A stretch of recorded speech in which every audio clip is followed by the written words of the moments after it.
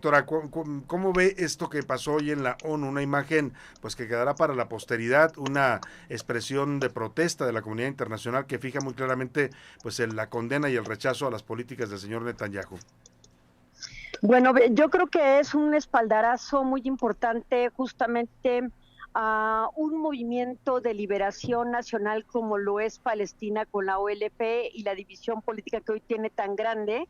Ujú. Pero este tipo de protesta y este tipo de declaraciones en el ámbito político son muy positivas, pero falta más acción por Ujú. parte del propio organismo de Naciones Unidas y particularmente de un Estado tan hipócrita como Estados Unidos que se Claro. atrevió en días pasados con el discurso de Trump en señalar esta parálisis de la ONU cuando es Estados Unidos junto con los otros 4 miembros del Consejo de Seguridad que tienen voz y voto para que con las 9 votaciones de 15 miembros del Consejo, estas sean viables. Mientras no haya un consenso en el Consejo de Seguridad para hacer efectivas las decisiones del Consejo de Seguridad en esta clase de conflictos, Ujú. hay un idealismo y una quimera, una utopía de la realización de acciones firmes para reconocer a Palestina y que este pueda llegar a ser un Estado con capacidad en plenitud jurídica en el ámbito internacional. Entonces, es por supuesto muy importante este tipo de protestas y Sí. condenas en este año conmemorativo de 80 años de Naciones Unidas. Sin duda alguna, pero lo que dice usted es, pues sí, es una imagen importante, un mensaje que se manda desde la comunidad internacional, pero faltan más acciones. Vemos todavía cómo los palestinos que están aislados literalmente por Israel, pues siguen sin recibir la ayuda humanitaria porque Israel no lo permite. Sí, claro, porque más allá de que nos pongamos a cuestionarnos desde el punto de vista académico, legal, jurídico, internacional, de si se está cometiendo un genocidio o no, Ujú. el hecho real es que cotidianamente están muriendo decenas, si no es que cientos, de pobladores o de no combatientes o de aquellas personas que no participan en la conducción de las hostilidades. No me refiero a Hamas, que tendrá que ser condenado, por Sí. supuesto, y enjuiciado, como todos aquellos miembros de una y otra parte que hayan infringido o violentado el derecho internacional humanitario, comenzando por Netanyahu, que no ha permitido la instalación y viabilidad de los corredores humanitarios para hacer llegar las ayudas a toda esta población desprotegida. El conflicto es con Hamas, no Sí. con los ciudadanos de Palestina, y sin embargo se está generalizando a cada miembro de esa sociedad como si fuera un miembro de Hamas. Todos están siendo castigados por el látigo inclemente de Israel.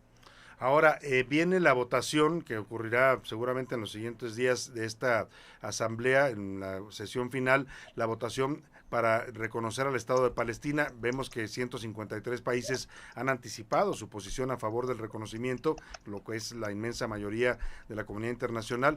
¿Qué efecto puede tener eso? ¿Va a tener algún efecto o estamos otra vez ante este tipo de hechos, como usted dice, importantes, simbólicos, pero que no van a generar un cambio porque Estados Unidos sigue respaldando a Netanyahu?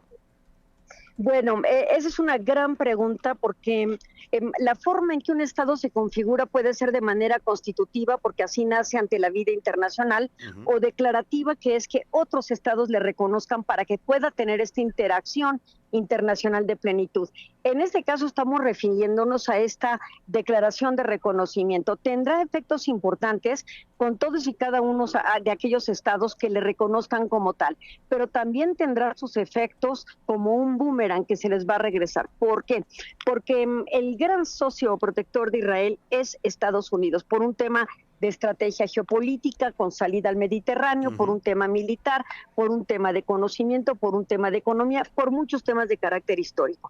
¿Qué puede ocurrir? Que todos aquellos estados que tengan una negociación con Palestina y le den el reconocimiento, más adelante sean objeto de la venganza de los Estados Unidos por haber reconocido precisamente a Palestina. Ujú. En tanto no se pacifique la región y jamás rinda cuentas, es evidente que este reconocimiento tendrá efectos negativos para aquellos estados que lo están aceptando como tal. Claro. Entonces, va a ser un rebote de distintos ángulos, como una carambola de 3 bandas, va a tener diferentes efectos, pero veremos entonces a Palestina tratando entonces de incorporarse a tratados, de generar unas nuevas sinergias con aquellos estados que le hayan concedido. La membresía de pleno derecho debe además cumplir no solamente con esta declaración, sino con una serie de aspectos importantes citados en el artículo 4 de la Carta de Naciones Unidas.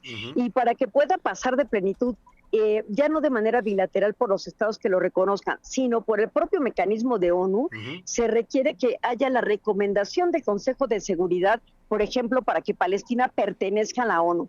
Y la ONU nunca va a reconocer a Palestina porque son miembros del Consejo de Seguridad, entre otros, Estados Unidos. Entonces, estos reconocimientos solamente quedarán en la arena política, en lo particular de cada uno de los estados que le reconozcan, pero no de plenitud ante Naciones Unidas, en tanto el Consejo de Seguridad no apruebe esta postura para que tenga plena validez su reconocimiento ante la ONU. Entonces, será de efectos distintos y veremos a Estados Unidos cómo reclama o no esta concesión que se le hace a Palestina. Ahora, ya conocemos la postura de Netanyahu, ella ha dicho que repudia el reconocimiento a Palestina. Sin duda. Finalmente, doctora, entre estos estados que están reconociendo el Estado palestino está México. ¿Qué piensa usted de la posición que ha asumido el gobierno de México en la gestión de la presidenta Claudia Sheinbaum?